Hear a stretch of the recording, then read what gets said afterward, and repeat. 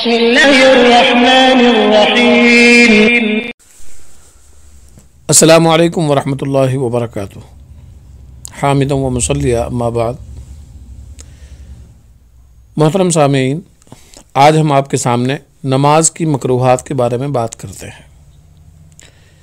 بنیادی طور پر یہ سمجھ لیجئے کہ وہ باتیں جن سے نبی اکرم صلی اللہ علیہ وسلم نے منع فرمایا ہے یا جو آپ کی کم توجہی یا بے توجہی کو ظاہر کرتی ہیں یا نماز کے تعظیم اور احترام کے خلاف ہیں، یہ تمام باتیں مکروہ ہیں۔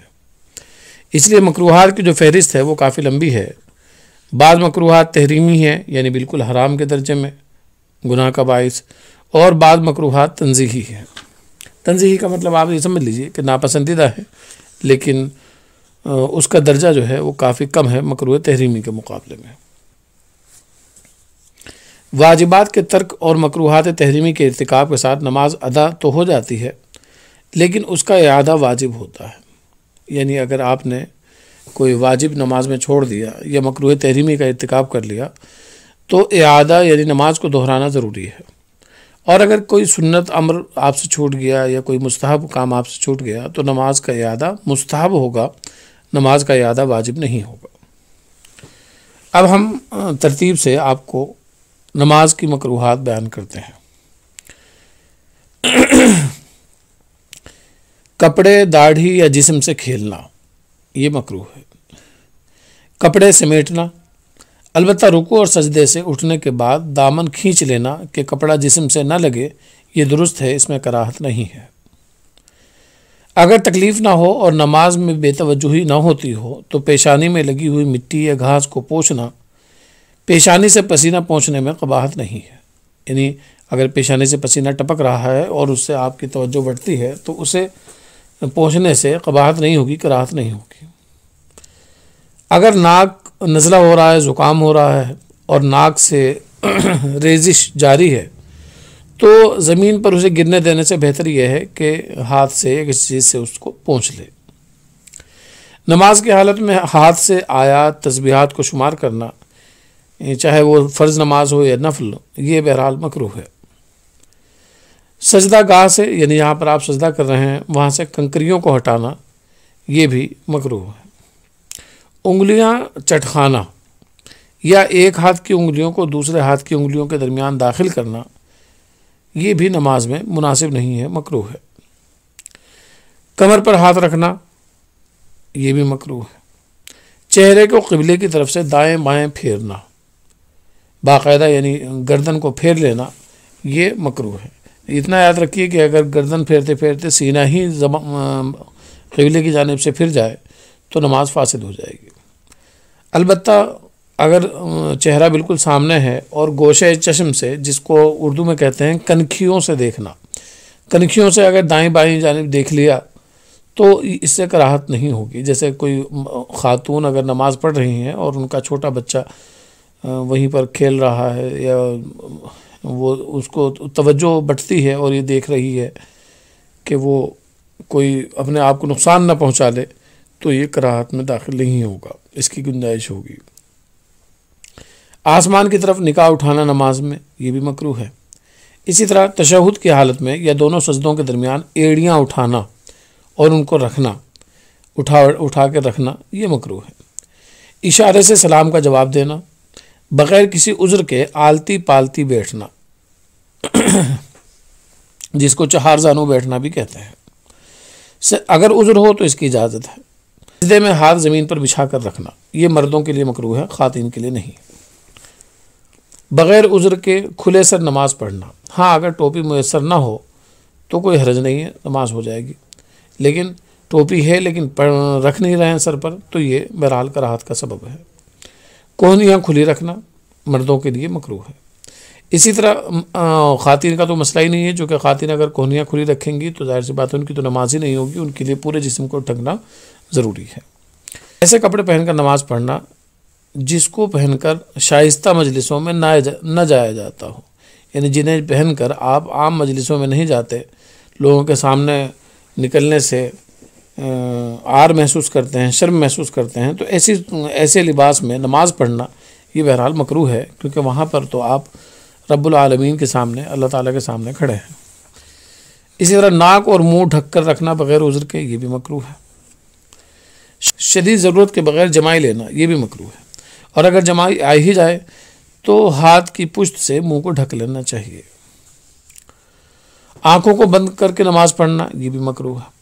پیشاب پاخانے کے شدید تقاضے کے وقت نماز ادا کرنا یہ بھی مکروہ ہے۔ جان بوجھ کر کھانسنا یہ بھی مکروہ ہے۔ اسی طرح سے نماز میں تھوکنا، اگر مجبوری ہو جائے، یعنی تھوک اتنا آ رہا ہے کہ وہ اس کو روکنا محال ہے، مشکل ہے، تو رومال میں لے لینا چاہیے، رومال ایک طرف رکھ دینا چاہیے۔ اسی طرح سے نماز کے افعال کو بغیر اعتدال کے انجام دینا، یعنی بغیر اطمینان کے جلدی انجام دینا یہ بھی جناب علی مکروہ ہے۔ صفوں کے درمیان کھڑے ہو کر کسی شخص کا جماعت سے الگ تنہا نماز ادا کرنا، کسی کا صف کے پیچھے تنہا نماز پڑھنا، اگر صف میں گنجائش نہ ہو تو ایک شخص کو پیچھے کھینچ لے اور اس کے ساتھ شریک نماز ہو، لیکن یاد رکھیے پیچھے اسی کو کھینچا جائے گا جو اس مسئلے سے واقف ہو، ورنہ بہتر یہ ہے کہ وہ تنہائی نماز پڑھ لے، یعنی الگ پڑھ لے، اس کے لیے کراہت نہیں ہوگی جب اس کے پاس کوئی دوسرا آپشن نہیں ہے۔ نمازی کے سامنے قبر ہو یہ بھی مکروہ ہے۔ نماز پڑھنے والے کے سامنے یا دائیں یا بائیں یا کپڑے میں یا نماز کی جگہ پر ایسی تصویر ہو جو بلا تکلف دیکھی جا سکے یہ بھی مکروہ ہے۔ فرض نمازوں میں ایک ہی صورت کو ایک ہی رکعت میں جان بوجھ کر مکرر پڑھنا، بار بار پڑھنا یہ مکروہ ہے۔ جمعہ یا سری نمازوں میں ایسی صورت تلاوت کرنا جس میں آیت سجدہ ہو یہ بھی مکروہ ہے، چونکہ جمعہ میں بہت سے لوگ ایسے آتے ہیں جن کو مسائل سے واقفیت نہیں ہوتی، وہ پھر سجدہ تلاوت وغیرہ میں کنفیوز ہوں گے، اس لیے مناسب نہیں۔ ہاں علماء کی مجلس ہے یا پھر ایسے احباب ہیں جو مسائل سے واقف ہیں تو وہاں پر یہ کراہت باقی نہیں رہے گی۔ سجدے میں جاتے ہوئے بغیر کسی عذر کے گھٹنے سے پہلے ہاتھوں کا زمین پر رکھنا یہ بھی مکروہ ہے، لیکن اگر کوئی عذر ہو، کوئی مجبوری ہے تو کوئی حرج کی بات نہیں۔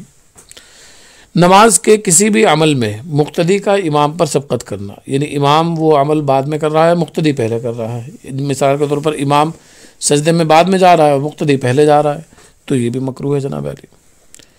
رکوع اور سجدے میں قرات کرنا یہ بھی مکروہ ہے۔ گرمی سے بچنے کے لیے پہنے ہوئے کپڑے کے کسی حصے کو سجدے گاہ میں بچھا دینا۔ نماز میں آیت رحمت یا آیت عذاب آئے تو اس مناسبت سے تنہا نفل نماز پڑھنے والا رحمت و استغفار کی دعا کر سکتا ہے، لیکن فرض میں اس طرح کی دعا کرنا مکروہ ہے۔ قیام کی حالت میں دائیں یا بائیں جھکنا یا بغیر عذر کے ایک پاؤں پر کھڑے ہونا یہ بھی مکروہ ہے۔ عطر یا خوشبودار پھول سونگھنا نماز کے دوران یہ بھی کراہت کا سبب ہے۔ سجدہ اور رکوع وغیرہ میں ہاتھ پاؤں کی انگلیوں کا قبلے سے الگ کرنا، قبلے کے رخ سے پھیر دینا یہ بھی مکروہ ہے۔ امام کا تنہا محراب کے بالکل اندر کی طرف کھڑا ہونا، اگر امام کے ساتھ اس کے پیچھے کچھ اور لوگ بھی محراب میں کھڑے ہو جائیں یا امام محراب سے باہر کھڑا ہو اور سجدہ اندر کرے جیسا کہ عام طور پر مسجدوں میں ہوتا ہے تو اس میں کوئی حرج کی بات نہیں ہے۔ امام کا تنہا ایک ہاتھ اونچی سطح پر کھڑا ہونا یا مقتدیوں کا اوپر اور امام کا نیچے کھڑا ہونا یہ بھی مکروہ ہے۔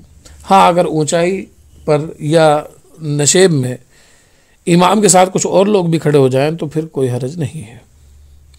یہ بھی مکروہ ہے کہ مسجد میں کوئی شخص اپنے لیے نماز پڑھنے کی مخصوص جگہ متعین کر لے اور وہیں پر نماز پڑھے، اس کے علاوہ دوسری جگہ پر نماز نہ پڑھے، اس میں بھی کراہت ہے۔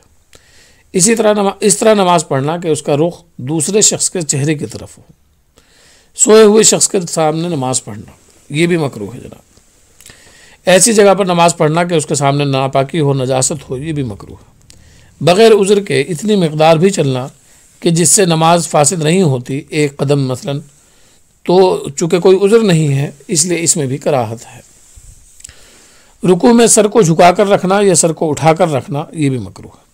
تکبیر تحریمہ کے وقت کانوں سے اوپر یا مونڈھوں سے نیچے تک ہاتھ اٹھانا بغیر کسی عذر کے، بغیر کسی سبب کے یہ بھی مکروہ ہے۔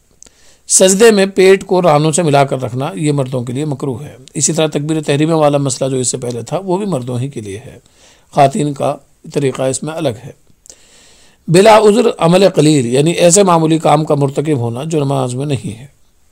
مغصوبہ زمین میں نماز پڑھنا یعنی غصب کی ہوئی کسی ایسی زمین پر نماز پڑھنا جو ناجائز طریقے سے ہتھیا لی گئی ہے، قبضہ جس پر کر لیا گیا ہے، کراہت سے خالی نہیں۔ دوسری رکعت کو پہلی رکعت سے 3 آیت کے بقدر زیادہ طویل کر دینا یہ بھی مکروہ ہے۔ پہلے کی صورت بعد میں اور بعد کی صورت پہلے پڑھنا یہ بھی مکروہ ہے۔ 2 صورتوں کے درمیان ایک چھوٹی صورت کو چھوڑ دینا یہ بھی مکروہ ہے۔ البتہ یہ فرض میں مکروہ ہے، نفل میں مکروہ نہیں ہے۔ ناک کو چھوڑ کر صرف پیشانی پر سجدہ کرنا یہ بھی کراہت سے خالی نہیں۔ لوگوں کی گزرگاہ میں نماز پڑھنا، یعنی جہاں پر لوگ گزرتے ہوں وہاں پر نماز پڑھنا یہ بھی کراہت سے خالی نہیں، لوگوں کو اذیت ہوگی، پریشانی ہوگی۔